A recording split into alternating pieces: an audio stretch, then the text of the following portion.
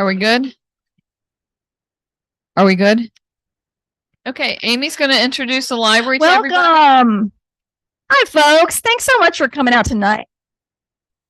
Branch manager here at Lexington Park Library. We're so glad. But we also have folks at home who are listening on our live stream as well. So if you missed something or if you'd like to go back and listen, you can check out the St. Mary's County Library YouTube after the event. The live stream will also be available at the St. Mary's County government website. So we would like to thank our partners from the NAACP 7025, the League of Women Voters of St. Mary's County, and the Center for the Study of Democracy at St. Mary's College for putting on this event. So I'm going to let League of Women Voters take the form. Thank you. Thank you. Good evening and welcome to our 2024 primary candidate election form for the District 4 Board of Education seat. Before we get started, I want to ask everyone to either turn off or silent your cell phones and any other devices that make noise. And we go ahead and get everybody to stand for the Pledge of Allegiance.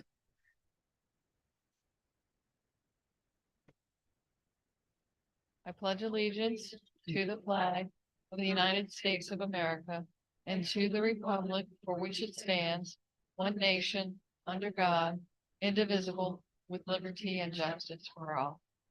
Thank you. I'm Katie Warner, the Vice President of the League of Women Voters of St. Mary's County and your moderator for tonight. We are pleased to partner with the St. Mary's chapter of the NAACP, the Center for the Study of Democracy at St. Mary's College, and the Lexington Park Library to bring you this form. You can find more information about our organizations at the information tables in the back, and we ask that you consider to join each of our organizations. Before we begin, I want to remind you all about vote411.org. This is the League's online voter guide. We hope you'll take advantage of the information that's available there, and you can go to the website, put in your address, and find answers to questions that each candidate was given. And a printed copy of the voter's guide is available in each of the public libraries. Important dates to remember as it pertains to the primary. Voter registration for the primary ended on the 23rd. However, you may also register to vote or update your voter registration information in person during early voting or on election day. May 2nd through the 9th is early voting from 7 a.m. to 8 p.m. 3 early voting sites are Bay District Firehouse, Hollywood Firehouse, and the Mechanicsville Firehouse. And May 14th is a primary election day. Polls are open from 7 a.m. to 8 p.m. And then there's also vote by mail with drop boxes throughout the county. May 28th is when voter registration reopens. If you want to ask a question, please raise your hand. A runner will bring you an index card, and if you need one, a pencil. Write your question briefly and legibly, being certain that it's relevant to the candidate seeking the office that is at the table at the time, which is only District 4 Board of Ed. At the top of the card, write the name of the individual you want to address, or if you want to ask every candidate, just write all. Follow-up questions must also be submitted on cards. When you finish writing, hold up your card. A runner will come and take it to our review panel over to my left, and they will examine each question to be certain that it's legible. Make sure I can read it. Appropriate to the office the candidate is seeking, civil, and stated politely. And we ask that you hold your applause until after all the candidates have answered all the questions asked of them and made their closing remarks. Note the questions were submitted for District 4 candidates at our forum on April 11th, and I do have some of those questions that we can ask if we run out of questions from the audience tonight. Tonight we'll be addressing the candidates for Board of Education Commissioner District 4. The forum on the other local primary races was held on April 11th, and if you missed it, you can go to the YouTube pages for both the library and the St. Mary's County government, and you'd be able to watch it. Each candidate is going to begin with a 3-minute opening statement before we begin questions from the audience. Candidates will have 1 minute to respond to each question asked. When the question period is over, each candidate may make a 2-minute closing statement. Our timer, Carolyn Trosbach, has a computer timer and will signal the speaker with a yellow card at the 30-second mark and a red stop card when time is up. The speaker may finish a sentence, but nothing more when time is up. Remember, this is a respectful occasion. Please compose your questions in a civil manner and do not express support or opposition for any of the candidates during the forum. Finally, again, we ask that you hold your applause till the end of the evening. Thank you. We have the Board of Ed candidates up at the table, Mr. Charles Carrington and David Dries. Unfortunately, Mary Washington was unable to make it this evening. Apparently, she remains sick. So I do have a statement from her, so I'll read her statement, and then we'll start with the opening statements from the candidates that are here. Esteemed citizens, thank you for being here for me with both the passing of my oldest son in August 2023, and again for me with the passing of my oldest sister. She was memorialized on Sunday, April 7th. I sincerely appreciate the cards, prayers, phone calls, and meals. I am grieving. I also have a bacterial infection with cough, chills, and a sore throat, which apparently has developed into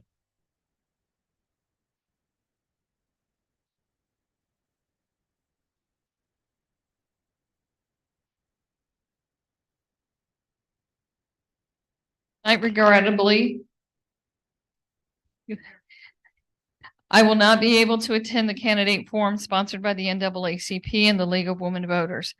I have served as a full-time Board of Education member for 27 years. This is my only job. I have the time, commitment, dedication to do an excellent job.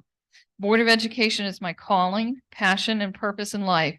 I attend many schools, State of Maryland, Maryland Association of Boards of Education, and community events such as theatrical performances, musical performances, honor society induction, award ceremonies, ribbon cutting ceremonies, just to name a few. I am accountable, accessible, and available. I have a proven record of servant leadership. I humbly ask that you vote for me again. I know who I work for. I work for you. Thank you. Okay, and we will start with Mr. Carrington for your opening statement. Firstly, good evening, everybody. My name is Charles Carrington. I have a bachelor's and a master's degree in computer science from North Carolina A&T, where I got my research background. I am a former Division I athlete. I played basketball and currently am an IT manager in the federal government. I'm also a small business owner. But amongst all those things, at the end of the day, I am a kid from St. Mary's County. I grew up here. I came up in the Lexington Park area, around the corner, actually. Matriculated through the St. Mary's County public school system. I attended Greenview Knolls, Esperanza, King's Christian Academy before graduating from Great Mills, and I even went to St. Mary's College for about 2 years before transferring. And St. Mary's is still very dear to my heart. So why am I running? Well, I am a product of the St. Mary's County public school system, and many of the same problems I saw when I was in school still exist or have worsened. I've spoken to parents and other concerned members in the community who see the same issues, and it frustrates me. I myself am a concerned member of the community, like many of you. My main points of emphasis are these: bridging the gap between parents, educators, and entities that are necessarily connected to this dynamic, which includes the justice system and social media, so that we have collaboration and accountability in both directions. Developing our boys into men of sound character and making sure that they don't fall through the cracks, keeping in mind the admonition of Charles Dickens to take care of the impoverished. And then lastly, ensuring excellence in math and literacy. I do believe that from these three areas stem any particular issue that may be of concern, and all of this starts with community. It is an old and true wisdom that it takes a village to raise a child. So we certainly need to bridge the gap between the schoolhouse and the household. Thank you. Thank you. Mr. Dries. Good afternoon, everyone. Thank you for coming out for a second night specifically to support Charles and I in this forum. I am not a product of Southern Maryland and St. Mary's County. My wife and I moved here 20 years ago, actually this month. I was born and raised in Metro Detroit, attended public school in the Detroit metropolitan area. My mother was a special education teacher in the same community, same school district that I attended. I enlisted in the Navy after 1 year of college, being very ill prepared for that year of college. After the Navy brought me here in 2004.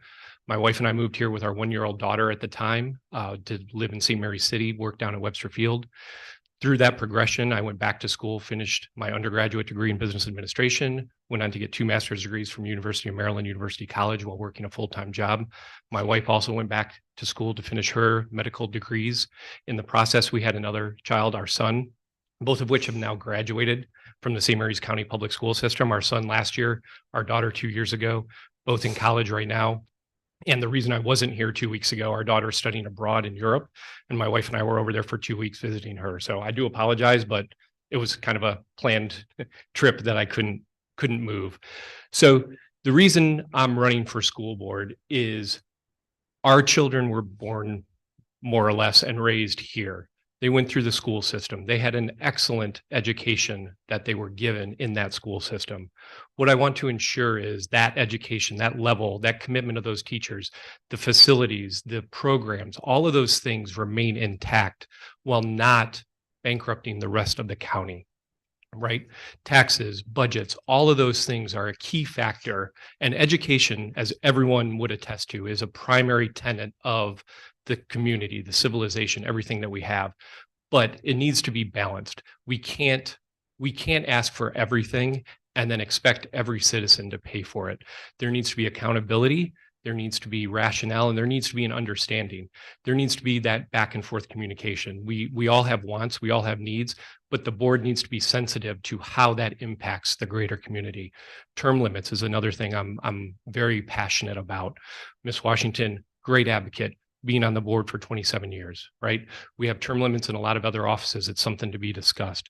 That parent-teacher relationship, that parent-student relationship, the parental bill of rights, and making sure that there's accountability both ways.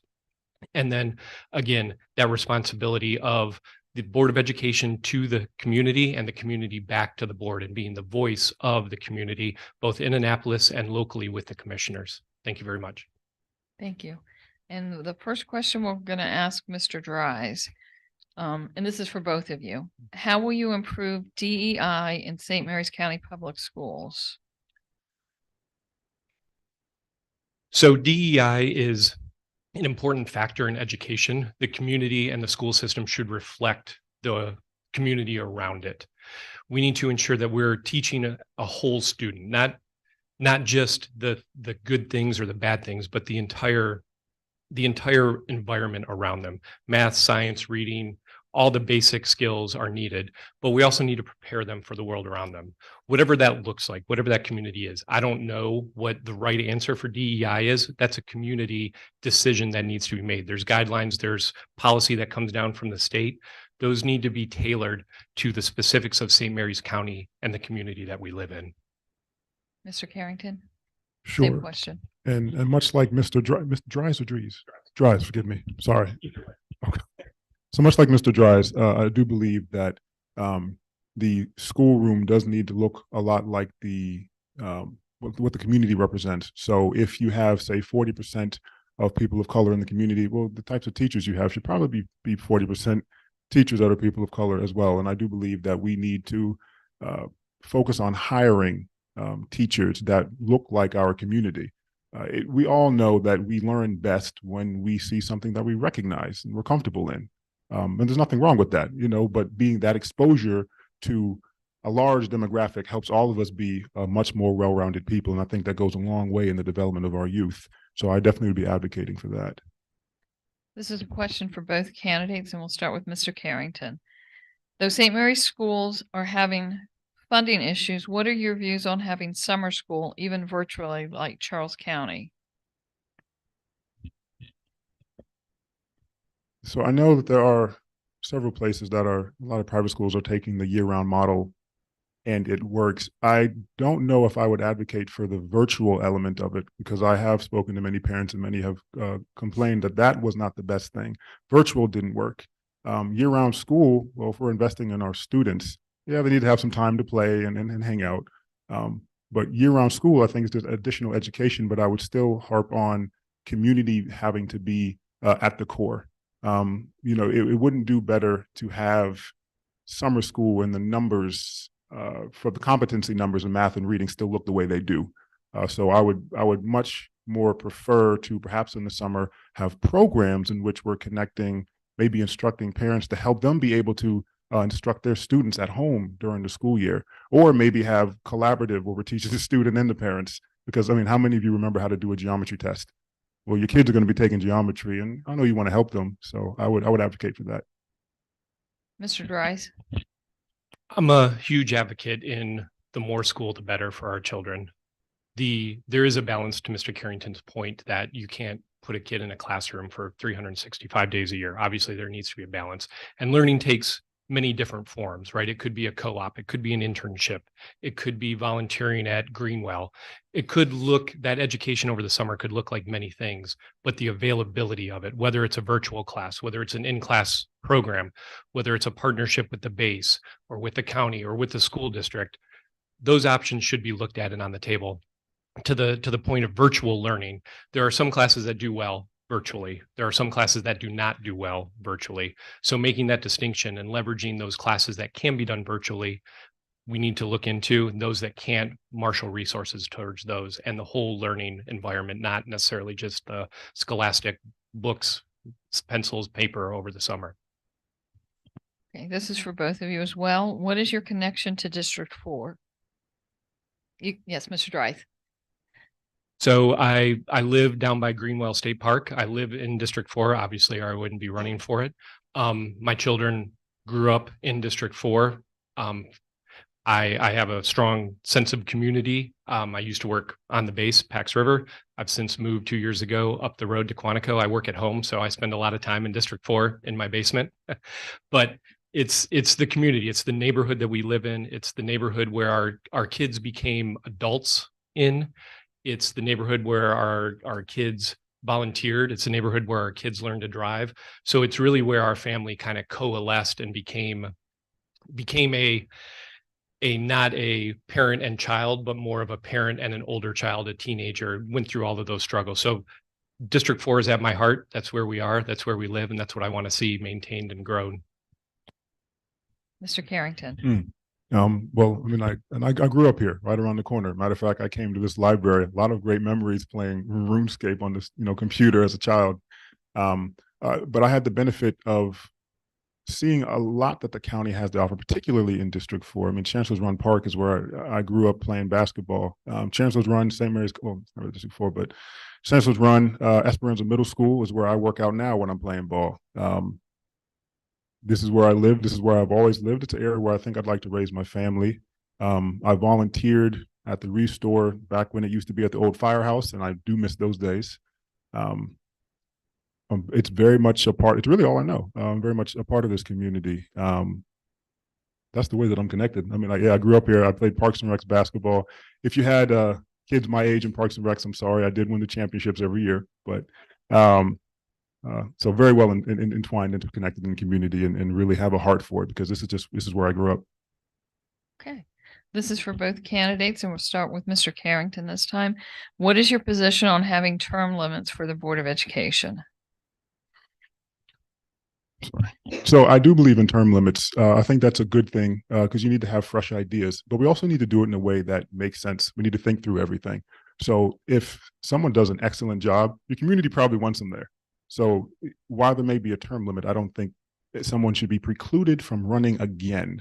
But I do think we need to all contribute to society in as many ways as we can. And while we should not block someone's public service, I do also think it's important for those who have excellent experience in public service and who have done a good job to raise up the next generation so that we can keep this thing going. Because there's nothing worse than you look at the Bible, when the kings of Judah, right? And when a good one died, it wasn't necessarily true that his son was excellent. And we can see this in history and other similar, dynasty type situations. If we don't raise up the next generation, you're pretty much out of luck. So I do recommend term limits, but we need to think about how we do it. Mr. Dries. So as I said in my opening, I'm an advocate for term limits, to the point of making it fit for the situation, ensuring again that you don't have that knowledge drain, that knowledge base drain. But at the end of the day, there's a reason for term limits. There's a reason that George Washington removed himself from public office after his second term. There's a reason that the constitutional amendment was put in place for FDR after his fourth term, right? We need that turnover. We need that fresh blood and ideas and places in those places of leadership.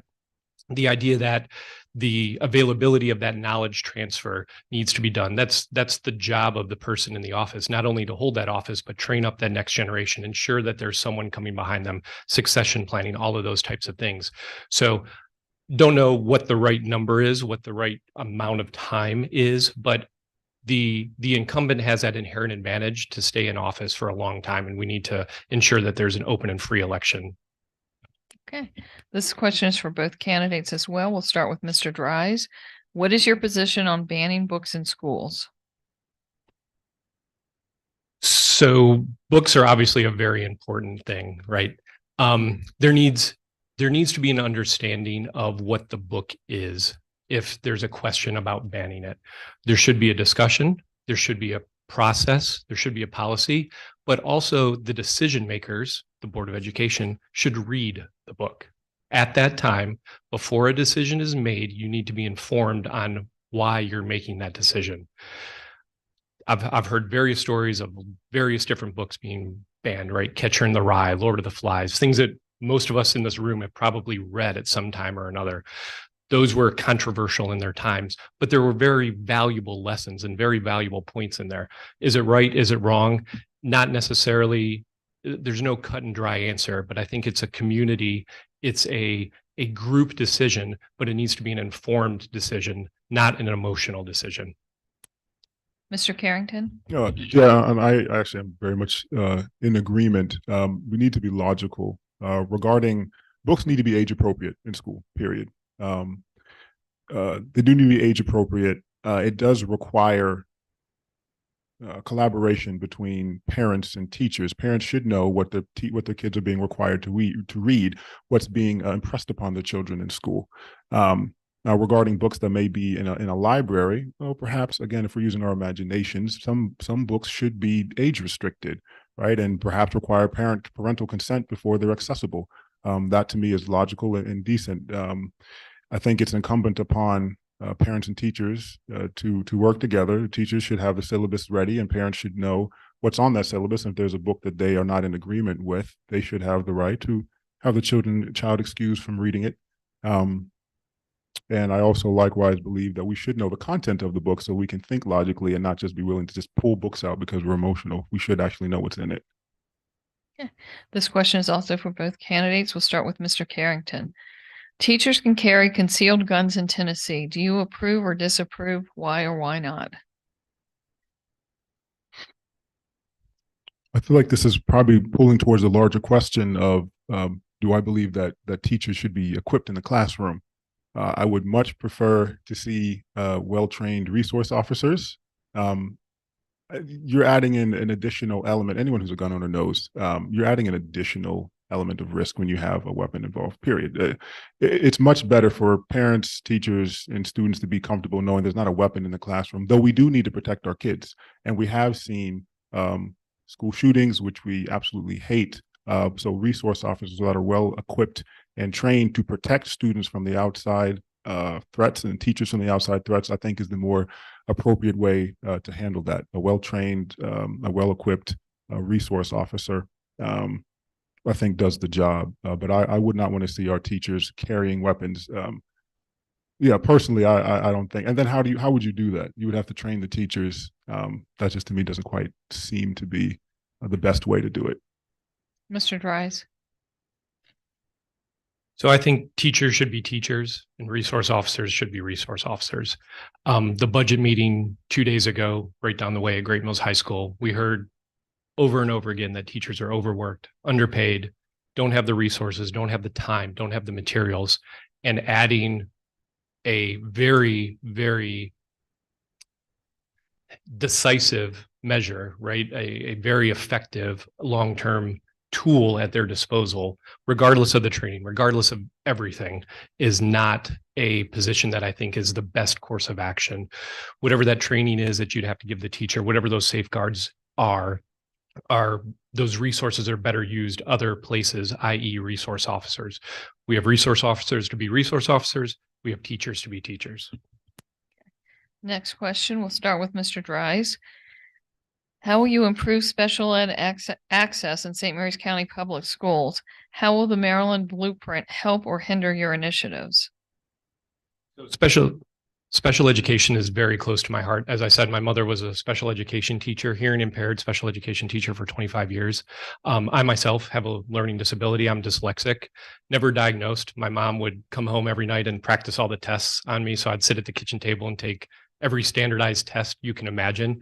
She didn't want me being diagnosed within the school system because of the stigma of that. So with that in mind, special education is a very important tool and piece and needs to be resourced properly and correctly, but it also needs to be talked about openly. What are the important special education needs that we need to put the most resources against? What is that, again, back to that whole student education? How are we not just throwing more bodies, more dollars at the problem? What's the root cause? How do we solve that basic problem that that is impeding the education of the student? Is it, again, back to those summer classes? What are the resources that we can give beyond just additional dollars? Yeah, I can read the question again. How will you improve special ed access in St. Mary's County Public Schools? How will the Maryland Blueprint help or hinder your initiatives? No, I also likewise, my mother actually taught special ed for many years as well here at in St. Mary's County, Greenview Knolls and Great Mills. So it also means a lot to me. To me, it still goes back to community first. And I've talked to parents, and one of the biggest issues, and even my mom, one of the biggest issues is the ability for parents to be involved in their child. We're talking special needs. That requires special attention and collaboration between the teachers, the paraeducators, and the parents. And we do need to put not only the proper funding, but we need to put in the proper training for everyone. Parents need to know what rights they have, what ability they have. Teachers who are trained, should maybe help parents, should help parents advocate for their child on behalf of their child. And there should be a continuation of what is going on in the classroom to home and vice versa. And I think as long as Blueprint properly puts the funds in place, then we'll be able to do that. Okay. We're going to start this one with Mr. Carrington. What will you do to strengthen, change our tech center programs? You're going to hear me talk about this a lot tonight, probably. Community, two things. One is community. There's plenty of folks in the community like me and Mr. Dries who have forgive me, truly, who have a background and would love to volunteer to also help and expand those programs to talk to the youth. I actually was just talking to graduate students in my alma mater actually about an hour ago before here about my experience when I was a grad student and my research experiences and the program that they are in. So I very much am hoping that we can get folks who work on base and other craftsmen in the local community to be able to get qualified to participate in teaching some of these courses, even during the summer, because we talked about summer school earlier, but also expanding access to the tech center. That is an invaluable resource. And we all know that trade skills are needed. I'm a computer scientist, but you will always need to know how to build something or do something. So that's what I would say. Mr. Dries? I'm a big fan of the Tech Center. Our son spent 2 years in the production engineering program at the Tech Center, had a wonderful teacher, Mr. Evans. Had multiple times I was able to go in and look at the things that he was doing, talk to his teacher, find out what he was excited about, what he was learning, be able to bring that home and have him and continue with that education. Trades are invaluable. Right. If you look around the county, how many job postings do you see for tree cutting service, linear survey, all of those types of things, and allowing access to that without making the students and the parents choose between the STEM Academy or the GIS Academy or AP classes or community college. We need to better integrate the tech center availability maybe earlier in the middle school, maybe off hours, whatever it is, so students and parents don't have to choose between tech center and other educational opportunities that are available. But it should be open to as many students as we can possibly get in, and then that tagline back to the community itself. So there's a pipeline of tech center to jobs on the outside. That was one long sentence. I saw the stop sign though. Okay, the next one will start with Mr. Dries. With your employment, how will you manage the duties, responsibilities that come with being a Board of Ed member? Well, Mr. Dries. Oh, sorry. We were talking. So my role in life, I started out as a technician, blue collar worker, turning wrenches for BAE Systems down at the base. Went back, got my degrees, worked my way up. I'm now I've developed, built, and run many teams in my governmental career. Currently, I'm a program manager, standing up a new program office, building IT systems for industrial security. So I work out of my basement, essentially, right? I don't commute anywhere. I have the time to dedicate to it.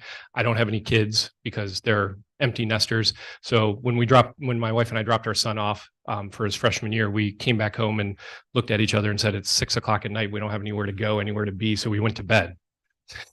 So I have plenty of free time.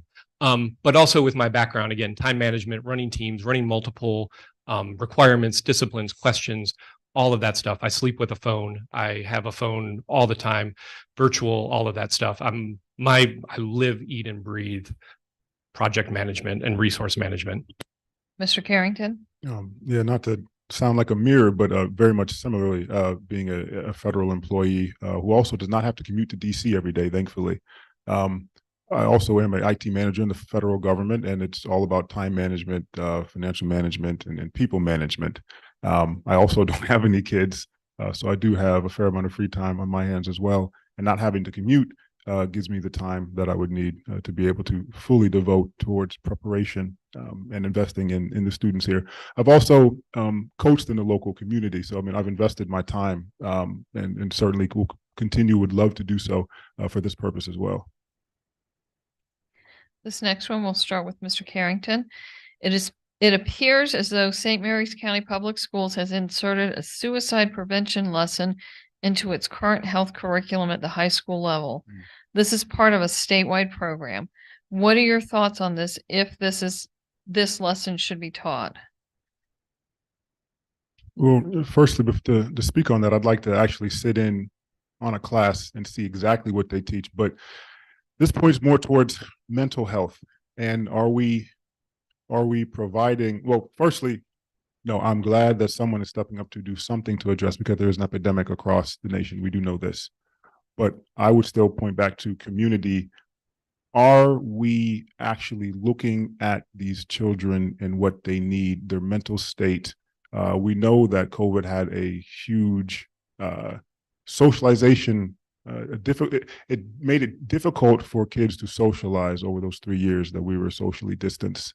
And I do believe we should make a point of not just trying to put classes in front of them, but maybe looking and seeing, what do they need? How are we taking care of them?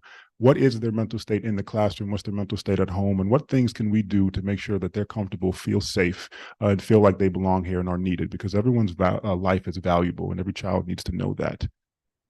Mr. Dries? So mental health is a huge concern, specifically to the classes on suicide. So I just saw an email about that actually as I was walking in today.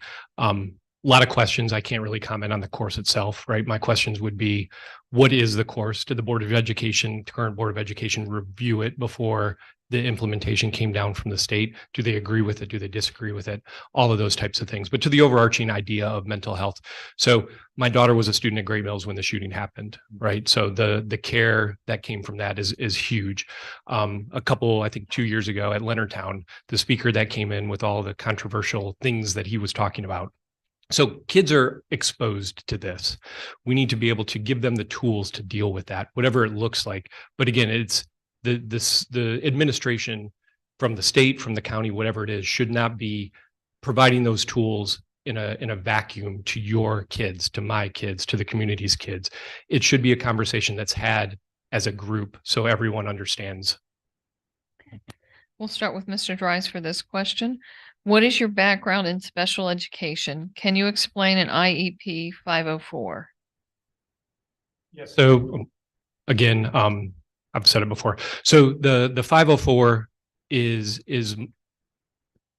I don't want to say it's an ADA because it's not. It's more about providing the services to help the child learn and excel in the environment. If a child is diabetic, right, having access to the meds, whereas the IED provides those additional services, the tutoring, the special help that they need in order to compete. Okay, so I'm apparently wrong according to so I guess I don't know the background of special education then, and I would be happy to talk to you and find out what that is that's being missed. Mr. Carrington? So both grant access to special education in different ways. They're both provisions. So the IEP is based off of the Disabilities Act, and so there are 13 specific disabilities that are listed, and if a child has any one of those, they are then given the access to special education freely.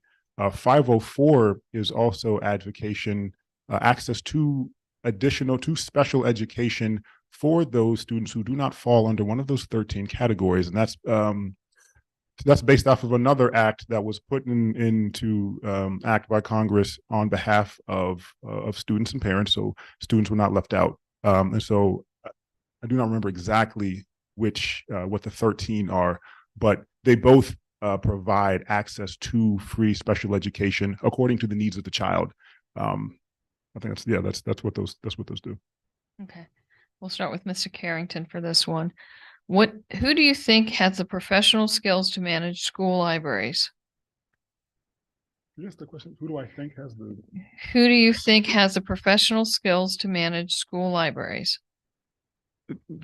Yeah, I mean, librarian. I'm wondering about that question. I wish I could maybe get some elaboration. But a trained librarian has the skills to manage a library.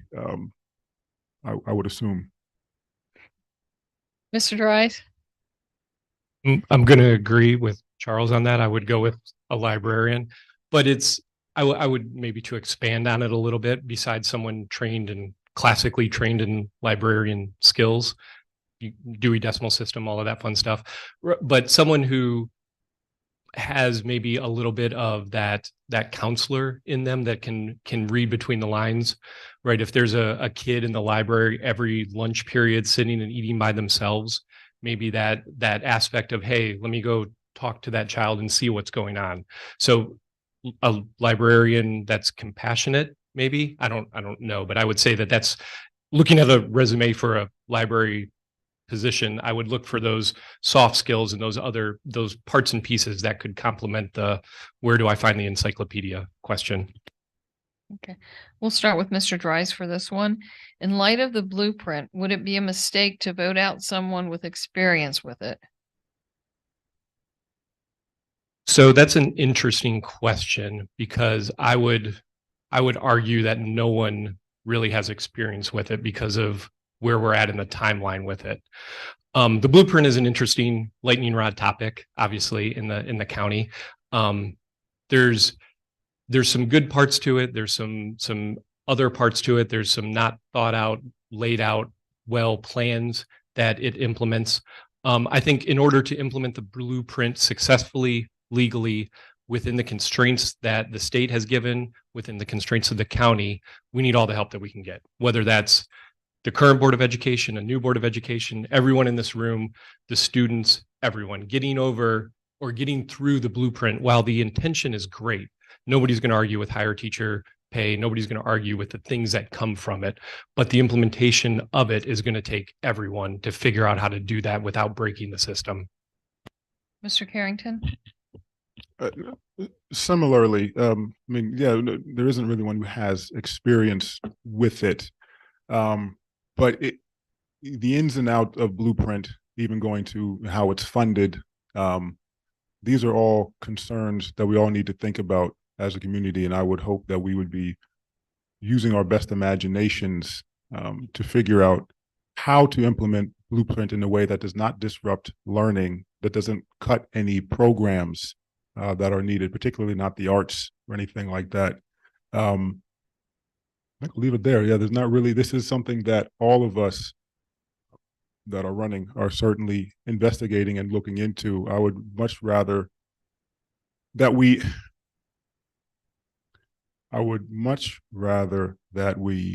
think communally about what we can do to provide the necessary resources in light of concerns about what may be cut given Blueprint and the requirement to pay our teachers, which we do need to do.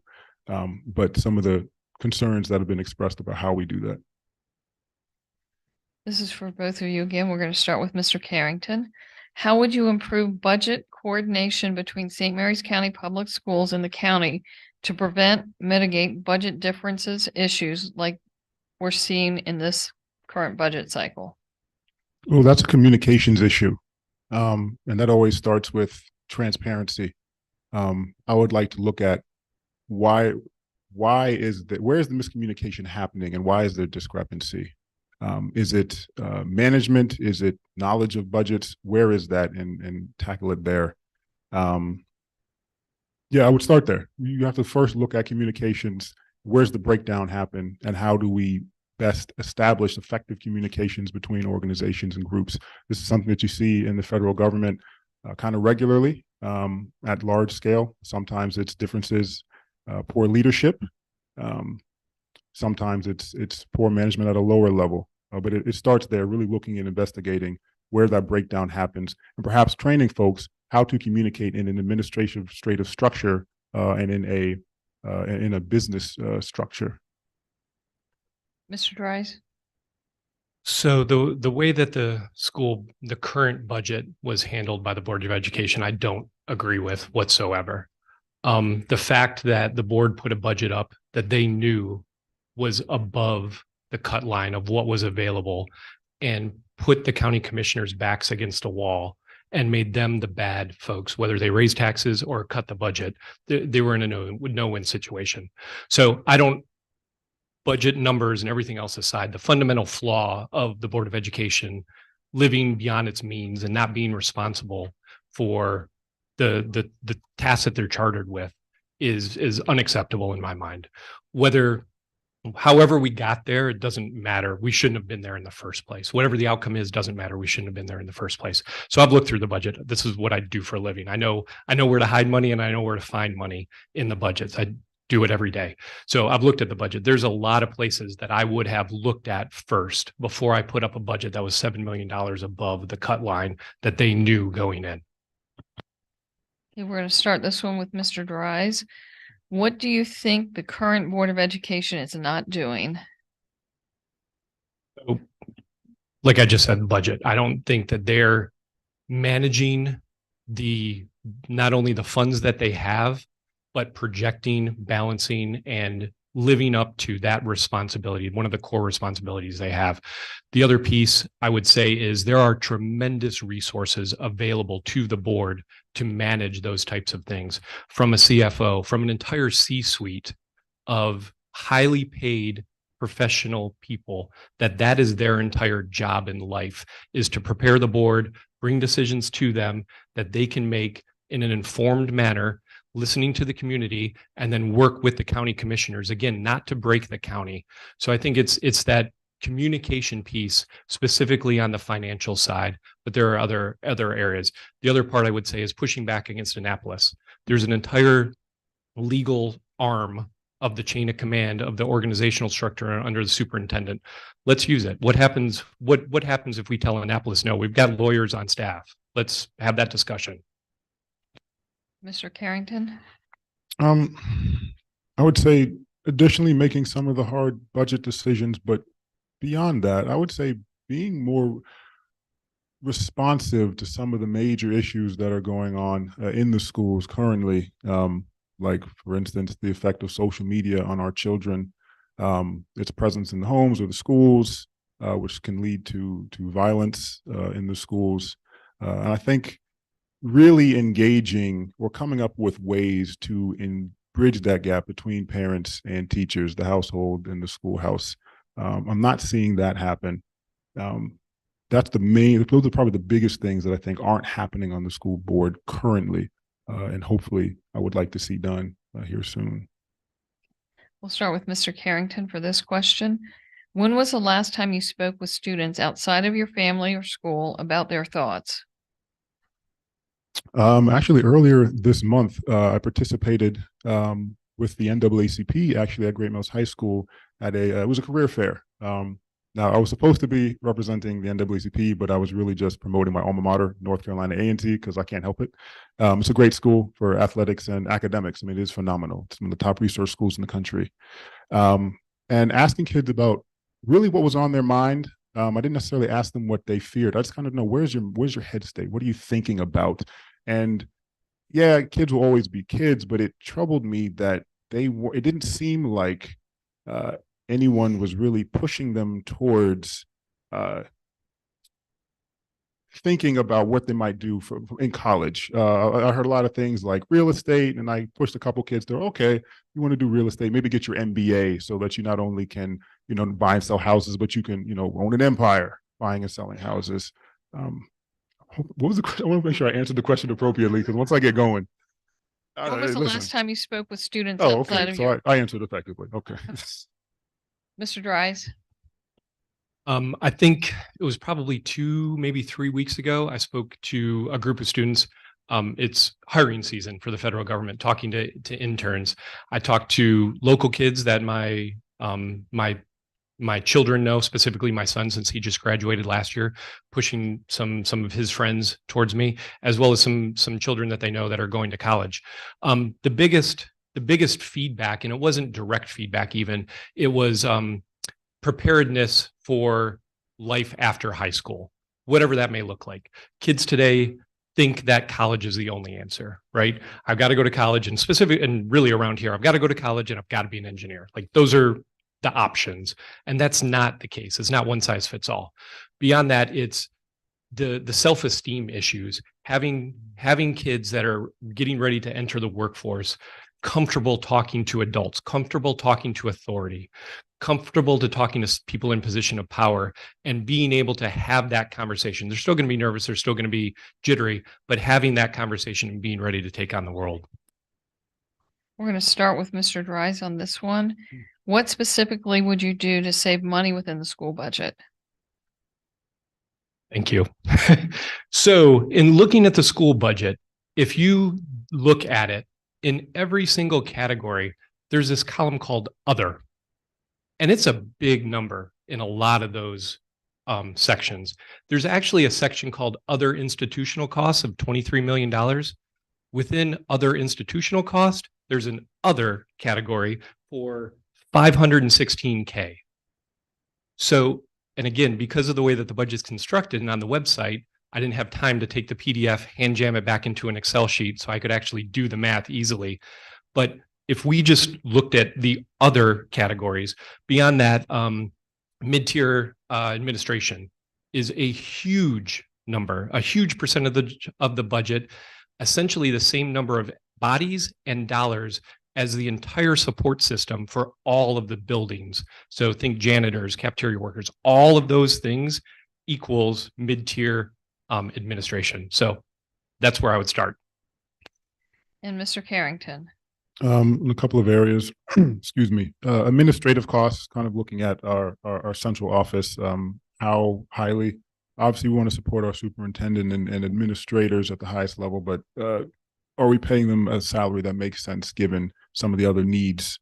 Then you have also, there is some manner of support grants that are handed down from the state that over the past 3 years, about $3.2 million that seems to have been allocated from a particular type of support grant. And I apologize, I cannot think of it off the top of my head, and have been allocated to other places. But those support grants went particularly towards programs that benefit the student. I would like to know why that money got moved. I'm very interested in that. I don't know. I would like to get the answer to that question. So that's how I've done that. Okay, and it looks like we're at time, so we're going to go ahead and do the closing statements. And we're going to start with Mr. Dries. So I appreciate everyone coming out tonight. I appreciate your time. Time is valuable, right? It's the one resource that we don't have any more of. Back to the special education question, right? I have never been the smartest person in the room. I will be the first person to tell you that. And if you think you are, you're probably not. So being able to take criticism, being able to understand that I don't know everything, nor am I going to know everything, but knowing who the smartest people are on that specific topic is something very important. Right? If anyone's going to sit up here and answer every single question you ask perfectly, give you every answer you want, tell you that they're going to solve world hunger, I'd vote for them too over me. But I don't think that that person's in this county, in this room, in this state. So keep that in mind, right? We're all humans. The other piece and the other thing I would offer that I maybe bring that others don't, again, is that financial wherewithal. We all live within our means. We all understand that. It's a huge topic today in the world, but education is important. At the budget meeting 2 nights ago, all but maybe 3 people was in favor of raising taxes, which personally I'm okay with. But there should be accountability to that. If you're going to give your hard-earned money, I don't care if it's $1, I don't care if it's $10,000, in addition to what you already give, you should be able to see the effects of that, right? It shouldn't go towards another deputy assistant administrative support person in the school. Not saying that we need to get rid of all those people, but there's other things that they could be doing, right? Instead of sitting at a desk answering a phone, which is a valuable skill, let's go to the classroom and help Susie read, or help Ryan write, or listen to them read, whatever it is. So that's what I would bring, is that reasonable, level-headed idea of how to manage and improve the system. Mr. Carrington? No, I very much believe that community drives everything, and it starts from there. How do we involve our parents in their children's education and other members of the community who have something to offer into the education of these children? Because it does take a village to raise a child, and we're all part of this community. Someone asked the question earlier, what does District 4 mean to you? Well, we live here. What do you mean, what does it mean? We live here. All of us do. It takes all of us pouring into one another to raise kids, to build up the community. That fire department right there is volunteer. That means someone in this community cares enough about it to put their life on the line every single day for other members of the community. So we ought to think about from that standpoint regarding the schools, and what impacts does that community that outpouring of community love and support into the schools, how does that empower the teachers? How does that empowerment of the teachers therefore allow the empowerment and the nurturing of the student and their development? I think what I bring to the school board is being a product of that. My mom was a teacher and my dad is a mathematician. That collaboration between parent and teacher went a long way towards me becoming the man that I am, where I was able to succeed in math and English, because by nature, I was very poor at math. My dad was a very excellent teacher. So I do believe that is the driving force that will be and needs to be the driving force to solve any of the problems that we're looking at in the community and in the school right now. It starts with us holding one another accountable, pouring in together, and even when it comes to budget, as I mentioned at the budget meeting on Tuesday, we should look at what types of opportunities exist for the community to raise funds or something to take care of the needs of teachers, besides just, though I do support the raising of taxes in the short term, what other ways can we do? What imagination can we use to solve those issues? And that's what I would like to bring to the board. Okay. Thank you very much. So